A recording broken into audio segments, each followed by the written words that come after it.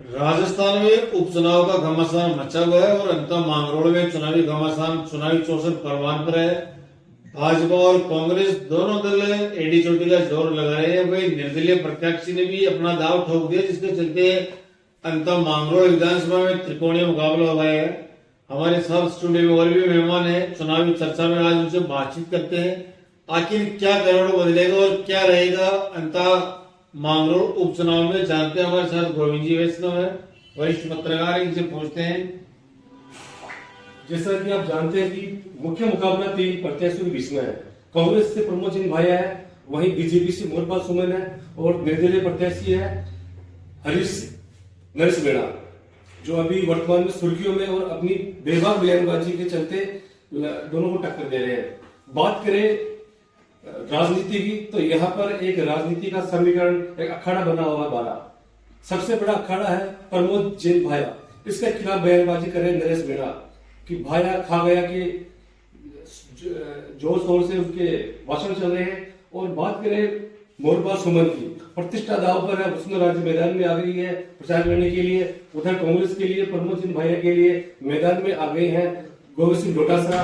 और आज वर्तमान की बात करें तो आज सचिन पायलट वहां पर इनका समर्थन में कर रहे हैं। और लेकिन ये दिलचस्प मामला है एक तरीके से देखा जाए तो। इसके एक खास बात ये भी है कि 11 नवंबर को वोटिंग है और 14 तारीख को रिजल्ट आएगा।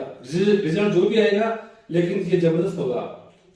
हमारे साथ वरिष्ठ पत्रकार कुमार टेलर भी, इनसे भी जानते हैं कि पूरी राजस्थान सरकार उपचुनाव जीतने के लिए लगी हुई है। वही कांग्रेस के जो कट्टा रहता है वो भी एडी चोटी का जोर लगा रहे हैं और कांग्रेस के नेता प्रमोद जैन भाई को जिताने के लिए हर संभव प्रयास कर रहे हैं। गली गली नुक्कड़ हर मोहल्ले में जा रहे हैं। और सबसे बड़ी चौंकाने वाली बात है कि कांग्रेस की एक लंबी जो टीम है वो टीम वहां पे तैनात की है ताकि कांग्रेस इसको भुना सके, क्योंकि लगातार पिछले 1.5-2 साल में जो भाजपा द्वारा कोई काम नहीं करवाए गए, ऐसा वहां के लोगों का मानना है। और लोगों में सरकार के प्रति आक्रोश भी देखने को मिल रहा है, जिसके चलते वहां कांग्रेस के जो लोग हैं वो भाजपा को हराकर और सीट परंपरा में जो कांग्रेस की सीट है वो सीट हटाना चाहते हैं। पवन जी टेलर हमारे साथ वरिष्ठ पत्रकार है, इनसे भी जानते हैं कि क्या वहां के मतदाताओं की राय है।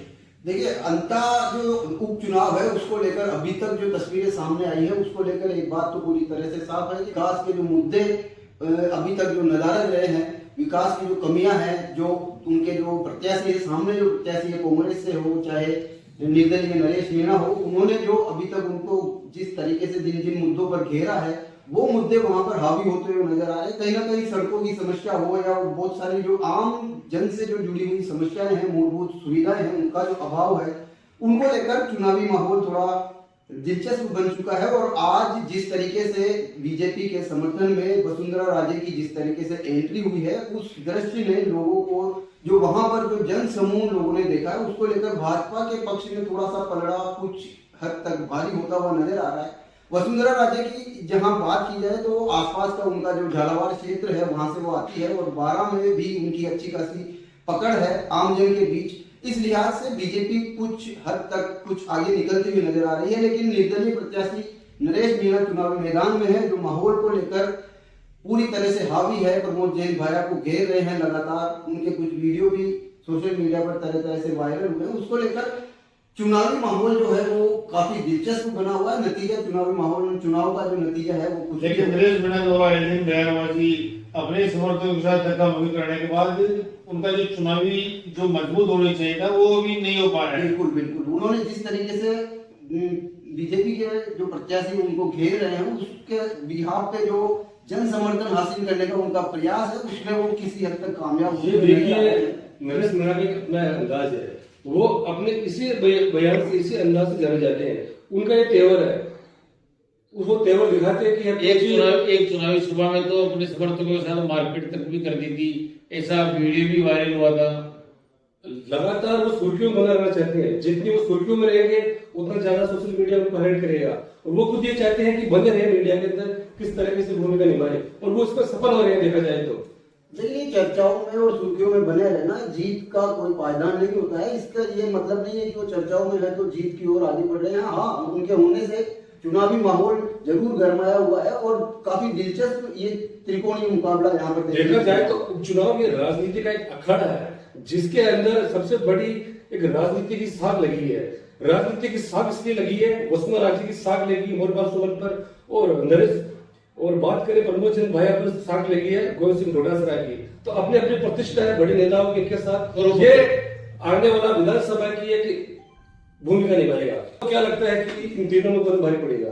देखो ये तो वक्त बताएगा, समय बताएगा, और क्या मुद्दे हैं वहाँ के लोकल मुद्दे जो है उसके आधार पर वहाँ की जनता क्या चाहती है, जनता का क्या रुख होता है, जनता किसे अपना समर्थन प्रदान करती है, ये आने वाले कुछ दिनों में जैसे जैसे चुनाव पास आएंगे उस हिसाब से जो माहौल बनेगा तब जाकर कुछ तस्वीर साफ हो पाएगी। हम ये कह सकते हैं कि ये जो 2 साल बीजेपी के बने हैं ये उसके ऊपर वोट जाएगा या जो विरोध में वोट जाएगा? दोनों के अपने मायने हैं। अभी तक का जो कार्यकाल बीजेपी का निकला है उस दरमियान वहां पर कितने विकास कार्य हुए हैं, लोगों की कितनी जो मूलभूत सुविधाएं हैं वो कितनी पूरी हो पाई है, वो तमाम मुद्दे और आने वाले समय जो बाकी कार्यकाल बचा है उसमें कितना क्या कुछ करने के दावे किए जाते हैं, वो दोनों चीजें मिलाकर कांग्रेस में गुटबाजी है, अशोक गहलोत गुट भी है और सचिन पायलट गुट भी है, लेकिन कई बार देखने को मिल रहा है कि उपचुनाव जीतने के लिए दोनों गुट एक जगह पे है और दोनों प्रमोद चंद भाई को जिताने के लिए हर संभव प्रयास करे। सचिन पायलट नामांकन में भी गए थे और आज दूसरी बार प्रचार में गए, जिसके बाद प्रमोद चंद भाई को मजबूती मिली है और आज भाजपा के ग्लोबल टक्कर में प्रमोद चंद भाई नजर आ रहे हैं। हालांकि निर्दलीय प्रत्याशी है वो भी लगातार टक्कर दे रहे हैं और वो भी वहां का जो चुनावी चौसर है, चुनावी मुकाबला है, उसने त्रिकोणीय मुकाबला कर दिया है, लेकिन कहीं ना कहीं जो टक्कर है वो बीजेपी और कांग्रेस में नजर आ रही है। बिल्कुल बिल्कुल ये बात साफ है। जो कोई भी चुनाव की बात हो, पार्टी की जो आपसी दखल है या मनमुटाव है या किसी तरह के दो धड़े हैं, तो वो तमाम चीजें एक तरफ हो जाती है। चुनाव में सिर्फ पार्टी की जीत के लिए सभी जो पार्टियां और जो प्रत्याशी वो अपने अपने दावे करता है, अपने अपने वादे करता है। अब जनता देखेगी किसके वादे पर खड़े उतरती है, लेकिन एक बात देखनी पड़ेगी नरेश मीणा की इसके अंदर कि वो आए और उनकी जो भीड़ का लवाजमा है वो देखने लायक था। भीड़ जुटाना सामान्य बात है और राजनीतिक भीड़ जुटा लेते हैं, लेकिन भीड़ अगर मतदान में डाइवर्ट हो जाए तब जीत मानी जाती है। जिस तरीके से अभी कांग्रेस के वीडियो वायरल हो रहे हैं, वहां पे गोविंद सिंह डोटासरा हो या प्रभारी कांग्रेस के प्रभारी मंत्री, उनकी सभा में लोग नहीं जा रहे हैं, उनके साथ बदतमीजी की जा रही है, लेकिन वो हार जीत का मायने तय नहीं करते। हार जीत का मायने तय करते हैं मतदाता किस तरफ उनका रुख है, और अंता महानगरों की जनता ने अभी तक स्पष्ट नहीं किया है कि भाई हमारा रुख क्या रहेगा। और सबसे बड़ी बात देखा जाए तो डायलॉग चल रहा है आपस में नरेश मीणा का और गोविंद सिंह डोटासरा का कि मौर्य बुला देंगे। अभी तो जनता तय करेगी कौन किसका मौर्य बुलाता है।